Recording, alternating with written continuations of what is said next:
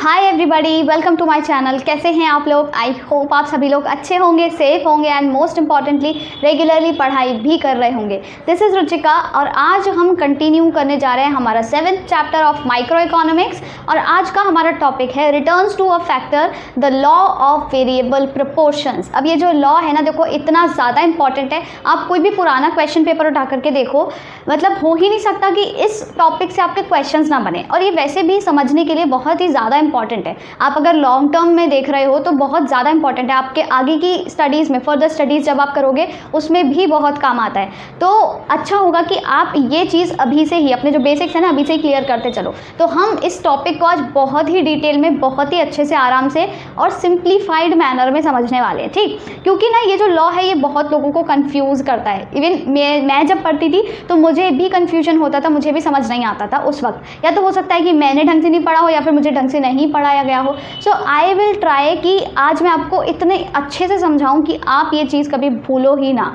तो इससे पहले ये जो हमारा लॉ है, लॉ ऑफ वेरिएबल प्रोपोर्शंस, इससे पहले आपको एक वो जो शॉर्ट रन और लॉन्ग रन प्रोडक्शन वाला वीडियो था वो देखना बहुत ज़्यादा ज़रूरी है, क्योंकि वहीं से ये लॉ आया है और सारी चीज़ें उसी से रिलेटेड है मोस्टली।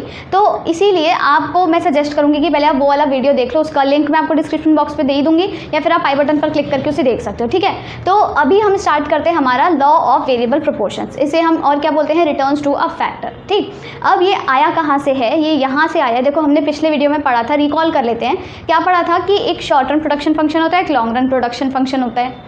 तो शॉर्ट रन और लॉन्ग रन प्रोडक्शन फंक्शन में डिफरेंस क्या था कि जब हम लॉन्ग रन की बात करते हैं ना, तो हमारा फिक्स्ड और वेरिएबल दोनों जो फैक्टर्स होते हैं वो मतलब ना तो कोई फिक्स्ड नहीं रह जाता, दोनों ही वेरिएबल हो जाते हैं। क्यों? क्योंकि हम दोनों को चेंज कर सकते हैं। लॉन्ग रन की जब हम बात कर रहे हैं तो दोनों को ही चेंज कर सकते हैं, तो दोनों वेरिएबल हो जाते हैं। तो इसीलिए उन दोनों का जो रेशियो है ना वो सेम रहता है, वो सेम रेशियो में चेंज होते हैं, ठीक? पर यहाँ पर अगर हम शॉर्ट रन की बात देखें तो शॉर्ट रन में हमने क्या पढ़ा था कि फिक्स्ड हमेशा फिक्स्ड रहेगा। आप कम समय में फिक्स्ड वाली चीज़ को चेंज नहीं कर सकते हो, पर आप कम समय में वेरिएबल वाली चीज़ को चेंज कर सकते हो। तो शॉर्ट रन में फिक्स्ड फैक्टर फिक्स्ड ही रहेगा, आप वेरिएबल को चेंज कर सकते हो। तो जब वेरिएबल चेंज होता जा रहा है, फिक्स्ड उतना ही है, तो दोनों का रेशियो क्या सेम रहेगा? हमेशा कांस्टेंट रहेगा? नहीं, दोनों का रेशियो, जो दोनों का प्रोपोर्शन है वो भी चेंज होता रहेगा। और जब दोनों का प्रोपोर्शन चेंज होता रहेगा तो प्रोपोर्शन कैसा कहलाएगा? वेरिएबल प्रोपोर्शन कहलाएगा, है ना? और वही वेरिएबल प्रोपोर्शन से ये लॉ आया है, लॉ ऑफ वेरिएबल प्रोपोर्शंस, ठीक है? तो हमें बेसिकली ये जो लॉ है ये क्या बताता है कि रिटर्न्स टू अ फैक्टर क्या है, जो हमारे फैक्टर्स हैं ना, जो हमारे क्या कहते हैं फिक्स्ड और वेरिएबल दो फैक्टर्स हैं, वो हमको कैसे कैसे रिटर्न्स दे रहे हैं, ठीक है? जब उनका जो प्रोपोर्शन है वो वेरिएबल है। तो इसीलिए एक चीज़ तो आपको यहाँ से समझ आ गई होगी कि ये जो लॉ है, लॉ ऑफ वेरिएबल प्रोपोर्शंस, ये किससे रिलेटेड है? Short run. ये सिर्फ शॉर्ट रन में ही ऑपरेट करेगा। क्यों करेगा? इसका रीज़न मैं बता ही चुकी हूँ, क्योंकि लॉन्ग रन में दोनों ही वेरिएबल हो जाते हैं, ना कोई फिक्स्ड रह जाता है ना कोई वेरिएबल, मतलब दोनों ही वेरिएबल हैं। तो इसीलिए आपके ये वाला जो लॉ है ये आपको शॉर्ट रन में वर्क करता है, ठीक है? पहली चीज़ ये हो गई। अब ये होता क्या है लॉ? देखो कहता क्या है, आपको एक एग्जांपल से समझना पड़ेगा। यहाँ पे भी देखो मैंने आपको समझा रखा है, मतलब एक टेबल बना रखी है। ये टेबल क्या कह रही है? यहाँ पे क्या यूनिट्स ऑफ लैंड गिवन है आपको। लैंड क्या है? आपका लैंड आपका फिक्स्ड फैक्टर है ना? लैंड आपका कैसा फैक्टर है? फिक्स फैक्टर हो गया। यहाँ पे आपको क्या गिवन है? Units of labour. लेबर आपका कैसा फैक्टर है? लेबर आपका वेरिएबल फैक्टर है।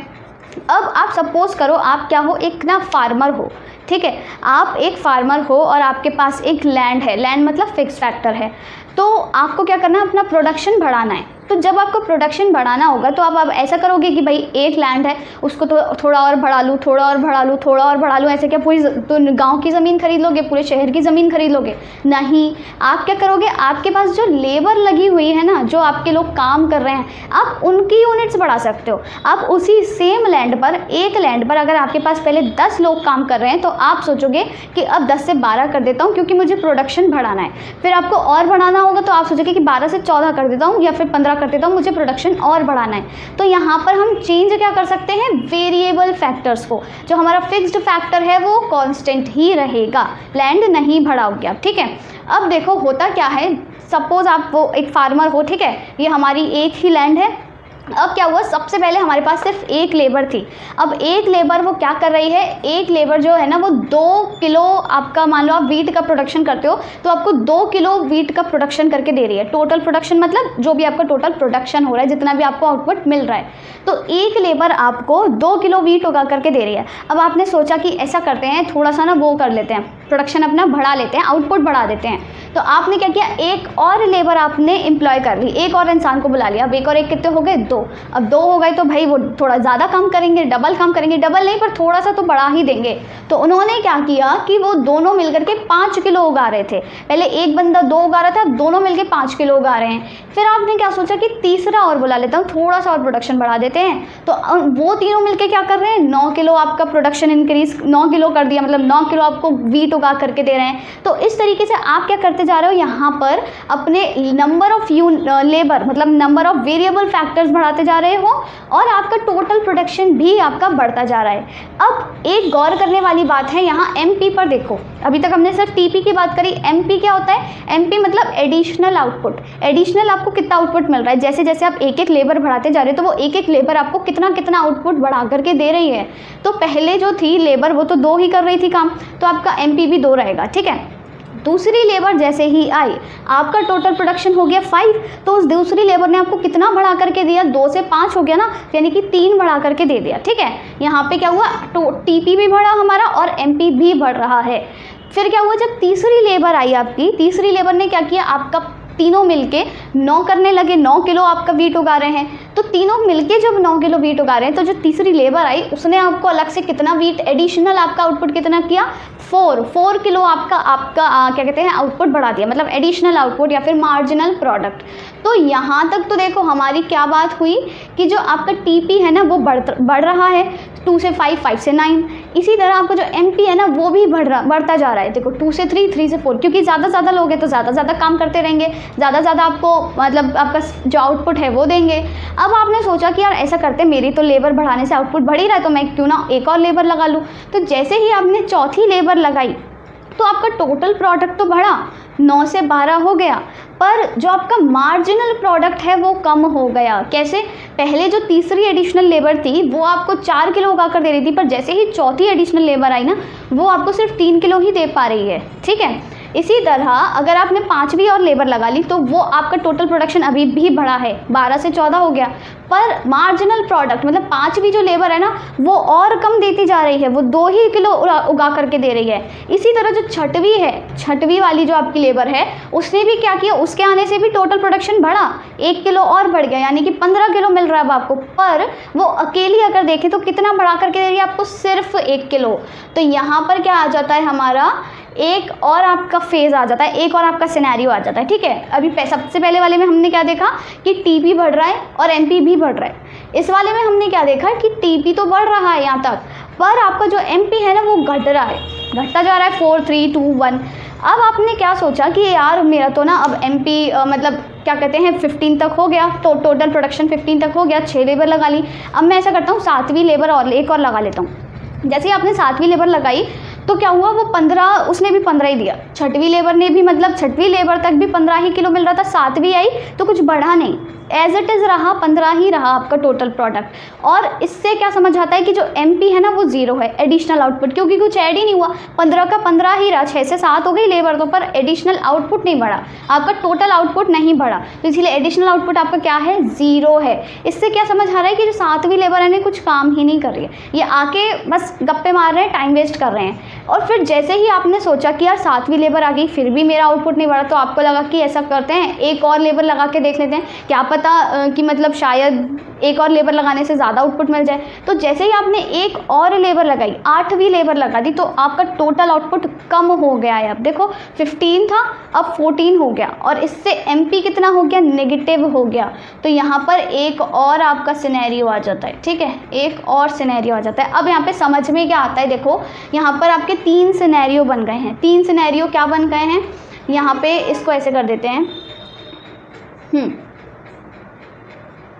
ये आपके 3 सिनेरियो बन गए हैं। देखो सबसे पहले क्या था, टीपी बढ़ रहा था, एमपी भी बढ़ रहा है, ठीक है, यहाँ तक, यहाँ पे मैं अंडरलाइन कर देती हूँ, किधर तक, ये आपका इधर तक देखो टीपी भी बढ़ रहा है और एमपी भी बढ़ रहा है, ठीक है। यहाँ तक हम देखें तो जो आपका टीपी तो बढ़ रहा है, टीपी तो बढ़ रहा है, फिर क्या हो गया, आपका जो एमपी है ना वो घट रहा है, समझ आया।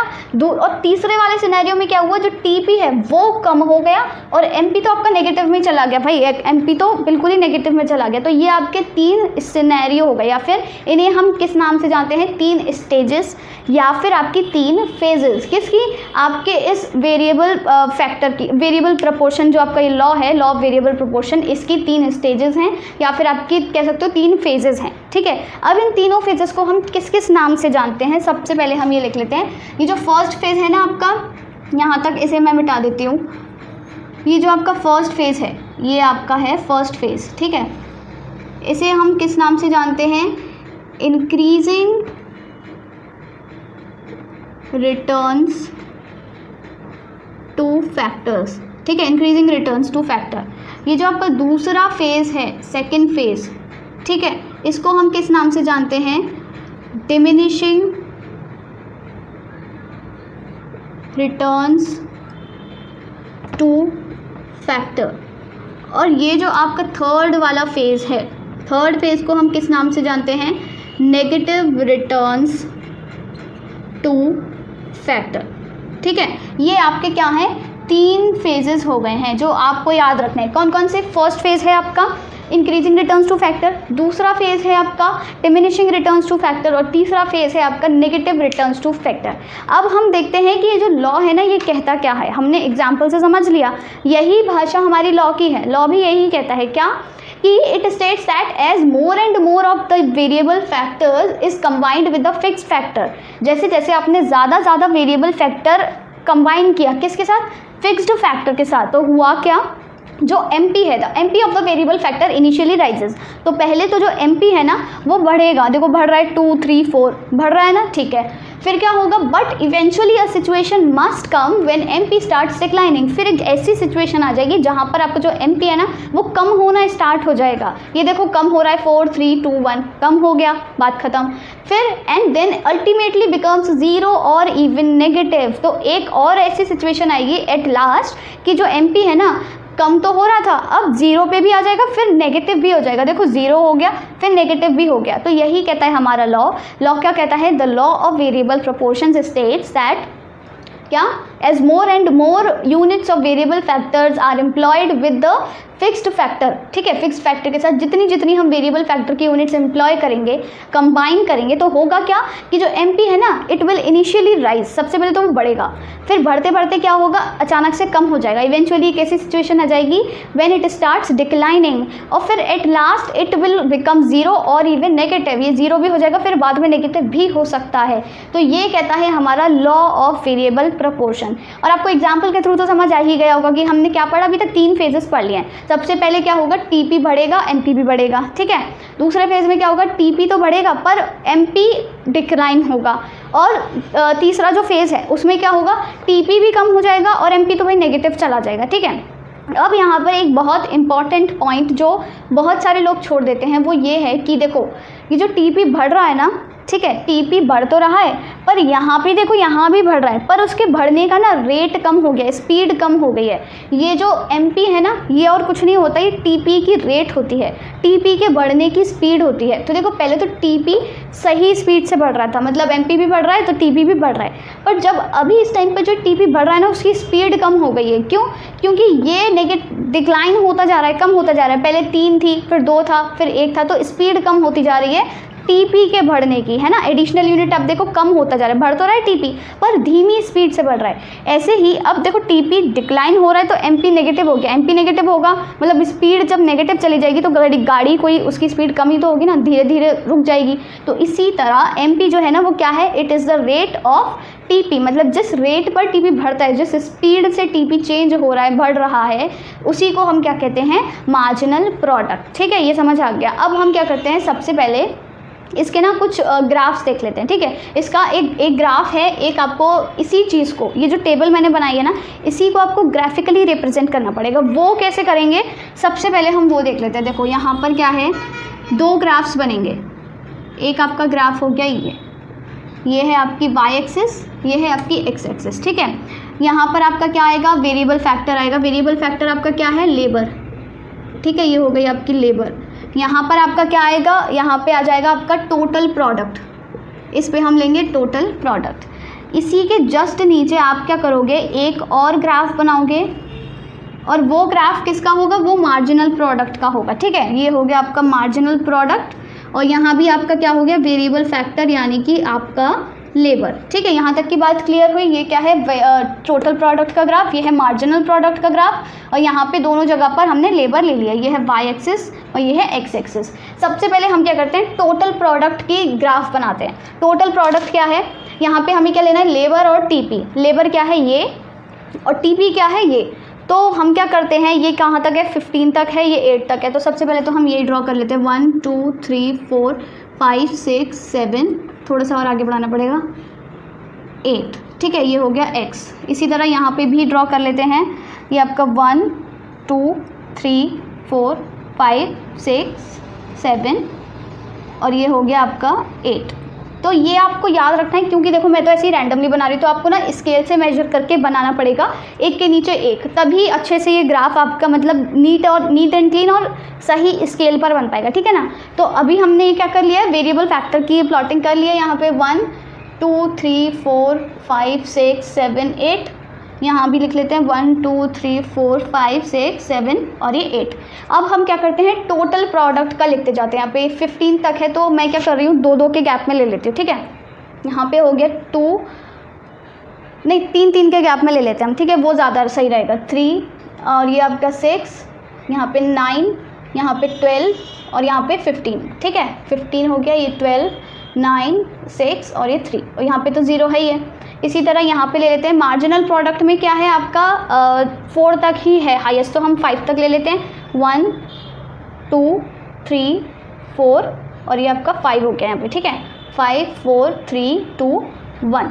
अब हम एक एक करके प्लॉट करते हैं। सबसे पहले हम टीपी और लेबर को प्लॉट करेंगे। लेबर पे क्या है, 1 पे 2 है, पहले यहाँ पे 1 पे 2, तो देखो ये यहाँ कहीं आ जाएगा, इस जगह पर, ठीक है, इस जगह पर आ गया।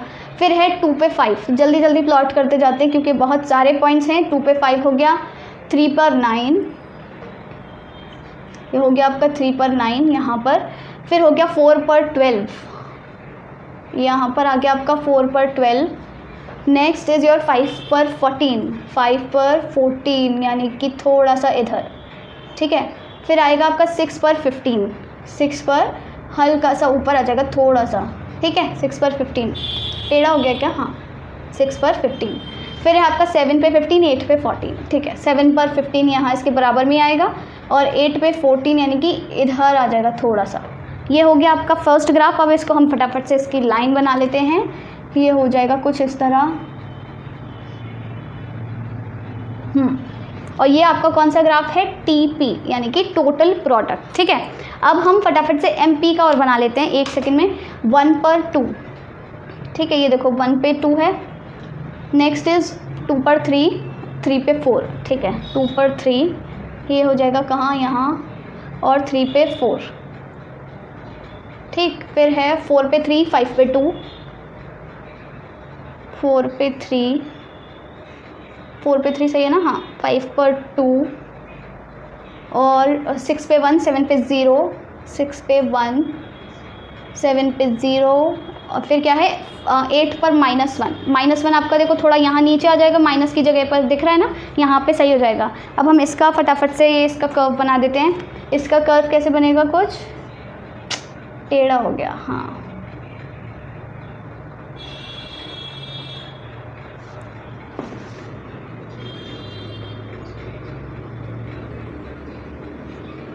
देखो ये इस तरह से कुछ टेढ़ा बन गया है इस तरीके से, या फिर इसको आप ऐसे डायरेक्ट ऐसे बना देते हैं।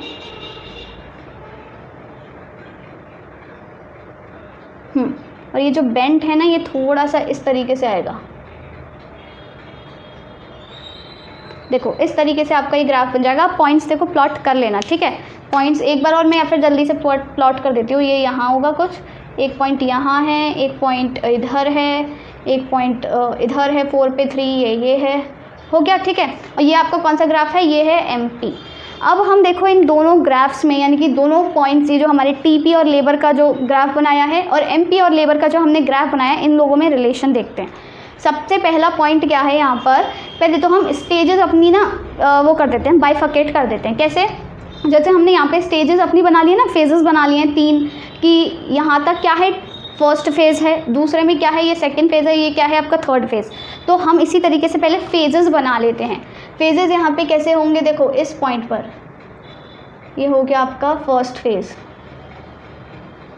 ठीक है। सेकंड फेज़ आपका कहाँ तक है, इधर तक। सेकंड फेज़ आपका कहाँ तक कहलाएगा, यहाँ तक 7 पर 50, राइट। हाँ, और ये हो गया आपका थर्ड फेज़, ठीक है। ये है यहाँ पर आपका फर्स्ट फेज़, ये है आपका फर्स्ट फेज़, ये है आपका सेकंड फेज़ और ये है आपका थर्ड फेज़, ठीक है। ये 3 फेज़ हो गए। इसी तरह यहाँ पर ये फर्स्ट फेज़, ये सेकंड फेज़ है और ये थर्ड फेज़ है। अब देखो समझने वाली यहाँ पर बात ये है कि ये जो तीनों फेज़ है ना, इनमें हमें रिलेशन बताना है, मतलब ये जो दोनों ग्राफ्स हैं एक्चुअली इन दोनों में रिलेशन बताना है। कैसे, देखो सबसे पहली बात क्या आती है, जब जब हमारा यहाँ पर टीपी इंक्रीज़ होता जा रहा है, जब तक टीपी इंक्रीज़ हो रहा है वहाँ पर क्या है, एमपी भी हमारा इंक्रीज़ हो रहा है। और यही हमने यहाँ पढ़ा था कि जब तक टीपी इंक्रीज़ हो रहा है एमपी भी इंक्रीज़ हो रहा है, ठीक है। तो यहाँ पर हम ना पॉइंट्स लिखते जाते हैं। फर्स्ट फेज़ में क्या है आपका, फर्स्ट फेज़ में क्या होगा, व्हेन टीपी इंक्रीजेस, ठीक है, टीपी इंक्रीज़ हो रहा है तो एमपी ऑल्सो इंक्रीजेस, ठीक है, ऑल्सो इंक्रीजेस। पर कैसे, एट एन इंक्रीजिंग रेट, एक इंक्रीजिंग रेट पे इंक्रीज़ हो रहा है, ठीक है। एमपी जो है वो इंक्रीजिंग रेट पे इंक्रीज़ हो रहा है। अब दूसरा फेज़ हमारा क्या कहता है कि जैसे ही टीपी क्या हुआ, मतलब थोड़ा सा बढ़ तो रहा है, टीपी इंक्रीज़ हो रहा है, इसमें क्या हो रहा है, एमपी फॉल हो रहा है, एमपी डिक्लाइन हो रहा है। तो हमारा जो सेकेंड फेज़ है, सेकेंड फेज़ में क्या हुआ, देखो जो हमारा टीपी है, TP increases but MP starts declining, ठीक है, एमपी स्टार्ट्स डिक्लाइनिंग। और यहाँ पर थर्ड फेज़ में क्या हो गया, देखो जैसे ही टीपी आपका कम हो रहा है, टीपी कम होता जा रहा है तो एमपी क्या हुआ, नेगेटिव हो गया। तो थर्ड फेज़ आपका क्या कहता है, थर्ड फेज़ में है आपका TP starts falling and MP becomes negative. तो ये आपके 3 फेजेस हैं। कौन कौन से फेजेस हैं, फर्स्ट फेज़ जिसमें टीपी भी बढ़ रहा है और एमपी भी बढ़ रहा है। एमपी जो है ना, जैसे जैसे एमपी बढ़ता जा रहा है टीपी भी बढ़ रहा है, पर वो इंक्रीजिंग रेट पे बढ़ रहा है। यहाँ इस वाले फेज़ में क्या है, इंक्रीजिंग रेट पर बढ़ रहा है। तो यहाँ फर्स्ट फेज़ में हमको क्या मिल रहा है, increasing rate, increasing returns to factor मिल रहा है, ठीक है, increasing returns to factor.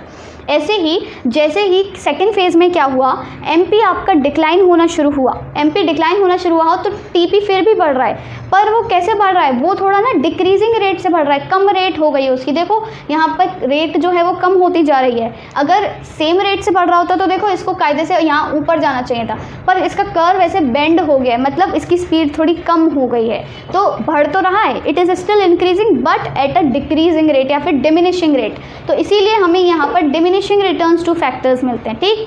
Third आपका फेज़ क्या कहता है कि आपका जो एमपी है ना वो नेगेटिव हो गया है। अब क्योंकि एमपी नेगेटिव हो गया है, इसी वजह से आपका जो टीपी है ना वो फॉल होना स्टार्ट हो गया है। तो यहाँ पर हमको क्या मिल रहे हैं, नेगेटिव रिटर्न्स टू फैक्टर मिल रहे हैं, ठीक है, मतलब रिटर्न्स बिल्कुल ना के बराबर मिलेंगे। एक और यहाँ पर पॉइंट आता है, एक पॉइंट आपका क्या आता है, ये वाला जो पॉइंट है ना आपका, देखो ये वाला, इसको हम यहाँ पे के नाम लिख देते हैं, ठीक है। ये वाला जो पॉइंट है इसे हम क्या कहते हैं, पॉइंट ऑफ इन्फ्लेक्शन, ठीक है, पॉइंट ऑफ इन्फ्लेक्शन, ये एन है, INFLEXION। पॉइंट ऑफ इन्फ्लेक्शन क्या है, ये वो पॉइंट है जिस पॉइंट से टीपी है ना अपना कर्व चेंज कर रहा है, टीपी की स्पीड चेंज हो रही है, रेट चेंज हो रही है। कैसे, देखो टीपी अभी तक तो बढ़ रहा था, यहीं इसी पॉइंट से आके उसने कर्व चेंज कर लिया, अपना स्पीड चेंज कर दी। अगर बढ़ रहा होता, सीधा सीधा बढ़ रहा होता, इंक्रीजिंग रेट पे बढ़ रहा होता तो वो ऊपर जाता, पर अब वो डिक्रीजिंग डिमिनिशिंग रेट पर बढ़ रहा है, तो इसीलिए उसने अपना कर्व चेंज कर लिया। और इसी पॉइंट पर क्या हो जाता है, ये जो हमारा इसी को हम क्या कहते हैं, इसी पॉइंट को पॉइंट ऑफ इन्फ्लेक्शन। तो पॉइंट ऑफ इन्फ्लेक्शन क्या है, it is the point from which the TP changes it's curve, या फिर उसकी अपनी वो रेट चेंज कर लेता है, ठीक है। उसे हम कहते हैं पॉइंट ऑफ इन्फ्लेक्शन। और इस पॉइंट पे ये जो हमारा MP है ना वो एकदम थोड़ा काफ़ी ऊपर होता है, मतलब एक तरह से हाईएस्ट पॉइंट पर होता है। देखो ये पॉइंट सबसे ज़्यादा हाईएस्ट है ना, मैक्सिमम होता है, MP हमारा मैक्सिमम होता है। एक और पॉइंट यहाँ पर आता है कि ये वाला जो पॉइंट है ना स्टेज 2 का लास्ट पॉइंट, स्टेज 2 है ना, ये हमारी सेकंड स्टेज है, सेकंड फेज़ है। तो इस स्टेज का जो लास्ट पॉइंट होता है, जहाँ से मतलब थर्ड स्टेज स्टार्ट होती है और सेकंड स्टेज कम होती है, उस पॉइंट पर क्या होता है, ये जो TP है ना, देखो ये मैक्सिमम है, कितना है अभी 15 है, और उसी पॉइंट पर MP जो है वो 0 है। ठीक है, यहाँ पे देखो 7th वाला, मतलब यहाँ पे क्या है कि जो TP है वो तो मैक्सिमम है 15, पर ये जो MP है ना ये 0 हो गया है। तो ये कुछ इंपॉर्टेंट पॉइंट्स हैं जो आपको याद रखने हैं। क्या, सबसे पहले तो आपको लॉ याद रखना है कि लॉ हो कहता क्या है, law variable proportion says that जैसे जैसे हम वेरिएबल फैक्टर्स की यूनिट्स बढ़ाते जाएंगे, मतलब लेबर की यूनिट्स हम बढ़ाते जाएंगे along with the fixed factor, तो क्या होगा कि पहले तो MP इनिशियली राइज करेगा, इट विल राइज, फिर एक सिचुएशन ऐसी आ जाएगी कि इट विल स्टार्ट डिक्लाइनिंग, ये कम होना शुरू हो जाएगा, और फिर इवेंचुअली एक ऐसी और सिचुएशन आ जाएगी जहाँ पर ये 0 हो जाएगा and even it will become too negative, it will become negative, ये नेगेटिव भी हो जाएगा। तो ये सारी चीज़ें आपको याद रखनी है। और आप चाहो तो ये दोनों ग्राफ्स, ये जो दोनों ग्राफ्स हैं ये एक ही उस पर बना सकते हो, ये दोनों कर्व को एक ही ग्राफ पे बना सकते हो। आप इसी को यहाँ पर बना देते तो आपको मतलब ऐसे कोई प्रॉब्लम नहीं है, आपके जैसे टीचर ने आपको बताया वैसे करो, या फिर ज़रूरी नहीं है आप कैसे भी बना सकते हो। ठीक है, ये आपके ऊपर डिपेंड करता है टोटली। तो दोनों अगर आप बनाओगे अलग अलग ग्राफ्स तो भी कोई प्रॉब्लम नहीं है, अगर दोनों कर्व्स को एक ही ग्राफ में बना दोगे तो भी कोई टेंशन वाली बात नहीं है। साथ ही साथ आपको याद रखने हैं कि जो हमने टेबल में पढ़ा ना वही हमको क्या करना है, ग्राफिकली मतलब एक तरह से रिप्रेजेंट करना है। तो आप एक सिंपल सा एक एग्जाम्पल याद रख लो थोड़ा सा। क्या होगा, पहले स्टार्टिंग में आपकी जो लेबर की यूनिट्स, जैसे जैसे आप लेबर की यूनिट्स तो आप बढ़ाते जा रहे हो, तो स्टार्टिंग में क्या होगा, TP भी बढ़ेगा, MP भी बढ़ेगा। सेकेंड फेज़ में क्या होगा, TP बढ़ेगा पर MP डिक्रीज़ होगा, और आपके जो थर्ड फेज़ है उसमें क्या हो जाएगा कि TP डिक्लाइन होगा, MP आपका 0 और फिर नेगेटिव हो जाएगा। तो यहाँ तक कि आपकी कहानी क्या थी, जो हमने फेजेस पढ़ लिए, लॉ पढ़ लिया, उसका ग्राफ पढ़ लिया। अब हम मूव करते हैं हमारे नेक्स्ट टॉपिक पर। अब हम देखते हैं कि जो हमारा लॉ अभी हमने पढ़ा है इसके अजम्पशंस क्या हैं, और साथ ही साथ जो हमने अभी इसमें 3 फेजेस पढ़े थे, increasing returns to factor, diminishing returns to factor और नेगेटिव रिटर्न्स टू फैक्टर। तो इसके पीछे के आपके कारण क्या हैं, कॉजेस क्या हैं, क्यों ये फैक्टर क्यों ये आपके रिटर्न्स इस तरीके से हैं कि कभी इंक्रीजिंग मिल रहे हैं कभी डिमिनिशिंग मिल रहे हैं। तो ये फेजेस का सिग्निफिकेंस क्या है, ये सारी चीज़ें अब हम समझेंगे। सबसे पहले हम बात करते हैं अजम्पशंस की। इस लॉ के अजम्पशंस क्या हैं। सबसे पहला लॉ का अजम्पशन है कि जो रेशियो है ना, ratio in which factors of production are combined can be changed. तो रेशियो क्या होता है, देखो मैंने आपको ऑलरेडी बताया, एक तरह से लैंड और लेबर का मतलब फिक्स्ड और वेरिएबल फैक्टर का जो रेशियो है यहाँ पर उसकी बात हो रही है। तो आप अगर इधर देखो तो दोनों का रेशियो चेंज होता जा रहा है, वेरिएबल है। कैसे, पहले 1:1 था, फिर 1:2 हो गया, 1:3 हो गया, तो ऐसे ऐसे करके क्या हो रहा है, इन दोनों का रेशियो चेंज होता जा रहा है। तो ये जो फैक्टर्स ऑफ प्रोडक्शन का रेशियो है ये क्या है, चेंज होता है। ठीक है, सेकंड आपका अजम्पशन क्या है, units of variable factor are homogeneous and equally efficient. जो आपकी ये वेरिएबल फैक्टर्स है ना, मतलब लेबर, इनकी जो यूनिट्स हैं ये क्या है, होमोजीनियस है, साथ ही इक्वली एफिशिएंट है। ये आपका सेकंड पॉइंट है। थर्ड पॉइंट आपका क्या है, टेक्नोलॉजी रिमेन्स कांस्टेंट। यहाँ पे जो टेक्नोलॉजी है उसे कांस्टेंट अज्यूम किया गया है, जिसकी वजह से इस लॉ में कोई ऐसे चेंजेस नहीं आएंगे, कोई डिस्टर्बेंसेस नहीं आएंगे। अब एक और आपका फोर्थ पॉइंट है यहाँ पर, मुझे अभी याद आया, वो क्या हो सकता है कि ये जो लॉ है ना, it operates in short run only. ये आपका सिर्फ शॉर्ट रन में ही काम करेगा। क्यों, क्योंकि ये मैंने आपको स्टार्टिंग में ही बताया था, क्योंकि शॉर्ट रन में ही आपका फिक्स्ड और वेरिएबल फैक्टर्स एग्जिस्ट करते हैं।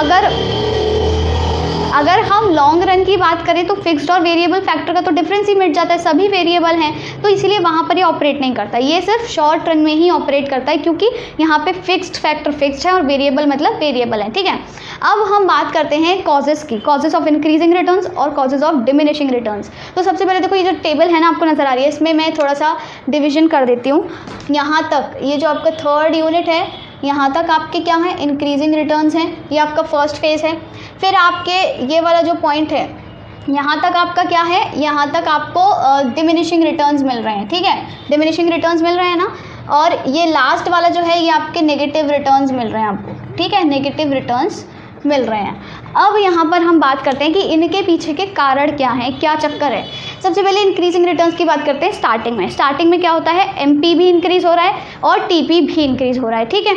और टीपी कैसी रेट पर इंक्रीज़ हो रहा है, इंक्रीजिंग रेट पर, इसीलिए इसे इंक्रीजिंग रिटर्न्स बोलते हैं। तो बात यहाँ पर क्या है, फर्स्ट आपका जो फेज़ है इंक्रीजिंग रिटर्न्स, उसका फर्स्ट पॉइंट है कॉजेस का fuller utilization of fixed factor. जो हमारा फिक्स्ड फैक्टर है, मतलब हमारी लैंड, उसका ना पूरी तरीके से यूटिलाइजेशन हो रहा है। कैसे हो रहा है, जब हमारे पास लैंड तो देखो एक ही है, तो जब हमारे पास एक लेबर थी ना, तो एक लेबर आके काम करना स्टार्ट कर दिया, उसने प्रोडक्शन कर रही है। जैसे ही फिर अब क्या, वो एक लैंड पर एक ही लेबर तो काम करेगी नहीं, फार्मर के पास तो बहुत सारी बड़ी बड़ी लैंड होती है, इतनी 300 लैंड होगी नहीं कि एक आदमी खड़ा हो पाए बस, तो वो लैंड अभी पूरी तरीके से यूटिलाइज नहीं हो पा रही है। तो इसीलिए उसने दूसरी लेबर बुलाई अपना प्रोडक्शन इंक्रीज करने के लिए। तो क्या हुआ कि दोनों मिलकर के काम करने लगे, पर शायद तभी भी जो लैंड है वो पूरी तरीके से अभी यूटिलाइज नहीं हो पा रही है। तो 3 लेबर जब आ गई, वहाँ तक फर्स्ट फेज़ में उस लैंड का, उस फिक्स्ड फैक्टर का पूरी तरीके से यूटिलाइजेशन हो रहा है। और इसीलिए हमें क्या है, इंक्रीजिंग रिटर्न्स मिल रहे हैं। जब कोई चीज़ का पूरा आप यूज़ करोगे अच्छे से, तो आपको अच्छे रिटर्न्स तो मिलेंगे, इंक्रीजिंग रिटर्न्स तो मिलेंगे। तो यही हमारे फर्स्ट फेज़ में हो रहा है। सेकंड क्या है, division of labour and increase in efficiency. अब देखो, आप जब कोई काम करने बैठते हो, तो अगर आप डिवीजन ऑफ लेबर कर लो तो वो काम अच्छे से होगा, आप लोगों की एफिशिएंसी इंक्रीज होगी। इसे आप ऐसे समझ सकते हो जैसे कि क्या कहते हैं, आप मान लो आपको प्रोजेक्ट्स मिलते होंगे स्कूल में, ठीक है, ग्रुप प्रोजेक्ट्स, आपको ये मॉडल बनाना है, ये फाइल बनानी है। तो जैसे आपको मान लो कोई प्रोजेक्ट मिलेगा, आपको कोई एक मॉडल बनाना है किसी भी चीज़ पर XYZ। अब आप क्या करोगे, आपके ग्रुप में 5-6 बच्चे हैं, 5-6 आपके फ्रेंड्स हैं, क्लासमेट्स हैं, तो आप क्या करोगे, कोई भी कुछ भी काम स्टार्ट करना शुरू करना कर देगा क्या, नहीं। ऐसे हम लोग क्या करते हैं, इस केस में हम डिवाइड कर लेते हैं कि भाई तू ऐसा कर, तू ना बाहर से सामान खरीद के लाइए, जो भी हमें चाहिए, thermocol, chart paper, scissors, tape, sparkle pen, ये वो। दूसरे बंदे को हम कह देते हैं, तू ऐसा कर, तू ना पैसे इकट्ठे करके लिया, हम तेरे को बाद में दे देंगे, ठीक है। तीसरे बंदे को हम क्या कह देते हैं कि ना तू ऐसा करियो, मेरे को ना कैंची से टेप काट काट के देता जाइए। तो ये इस तरीके से हम डिवाइड कर लेते हैं काम। जो इंसान जिस काम में स्पेशलाइज्ड है वो अच्छे से कर सकता है, हम उसको वही काम देते हैं। अब हम किसी ऐसे बंदे को बाहर से सामान लाने को देते हैं, जैसे पता ही नहीं है कहाँ से सामान मिलेगा, दुकान ही नहीं पता उसको, या फिर उसको एक्टिवा चलाना ही नहीं आता, तो अब वो क्या करेगा, डिमिनिशिंग रिटर्न्स देगा। एक तो हमारा काम धीरे धीरे करवाएगा, उसको तुम बताओ बार बार कि भाई तू ऐसे कर, तू वैसे कर, तो इससे हमारी भी एफिशिएंसी कम होगी। तो हम क्या करते हैं, डिवीजन ऑफ लेबर कर लेते हैं, जिसका जो स्पेशलाइज्ड फील्ड है हम उसको वही काम दे देंगे। इसी तरह अगर लैंड पर हम बात करें, फार्मर वाला केस, तो हम उस लैंड पर काम दे देंगे कि अच्छा तू ऐसा कर, तू ना बीज सब में बोता जा, मैं यहाँ पे सब में गड्ढे गड्ढे करता जाता हूँ, तू बीज बोता जा। तो मैं गड्ढे करने में स्पेशल हूँ, मतलब स्पेशलाइज्ड हूँ, तो वो क्या करेगा, उसमें बीज बोने में स्पेशलाइज्ड है, वो पानी देने में स्पेशलाइज्ड है। तो इस तरीके से हम डिवीजन ऑफ लेबर कर लेते हैं, इससे सबकी एफिशिएंसी भी इंक्रीज होती है, तो हमको अच्छे रिटर्न्स मिलते हैं, इंक्रीजिंग रिटर्न्स मिलते हैं। थर्ड हमारा क्या पॉइंट है, better coordination between the factors. अब आपके जो फैक्टर्स हैं, देखो लैंड भी फुली यूटिलाइज हो रही है, पढ़ लिया ना हमने फर्स्ट पॉइंट में, जो हमारा फिक्स फैक्टर है फुली यूटिलाइज हो रहा है। जो हमारा वेरिएबल फैक्टर है वो भी अच्छे से काम कर रहा है, एफिशिएंसी से बढ़िया, उन्होंने स्पेशलाइज अपनी फील्ड ऑफ एरिया ले लिया है, मतलब फील्ड ऑफ वर्क ले लिया है। तो जब दोनों अच्छे से काम कर रहे हैं, दोनों के बीच में अच्छा तालमेल हो गया है, कोऑर्डिनेशन हो गया है, तो ऑफकोर्स हमको इंक्रीजिंग रिटर्न्स मिलेंगे। तो ये थे कॉजेज आपके इंक्रीजिंग रिटर्न्स आपको क्यों मिलते हैं, ठीक है। अब नेक्स्ट आता है डिमिनिशिंग रिटर्न्स, कि अभी जो रिटर्न्स हैं वो डिमिनिशिंग क्यों हो गए हैं, कम क्यों हो गए हैं। क्योंकि देखो इसीलिए हो गए हैं कि यहाँ पर फर्स्ट पॉइंट क्या है, फिक्सिटी ऑफ द फैक्टर। ये जो फिक्सिटी ऑफ द फैक्टर है, मतलब ये जो लैंड है हमारा फिक्स्ड फैक्टर, ये तो फिक्स्ड है, ठीक है।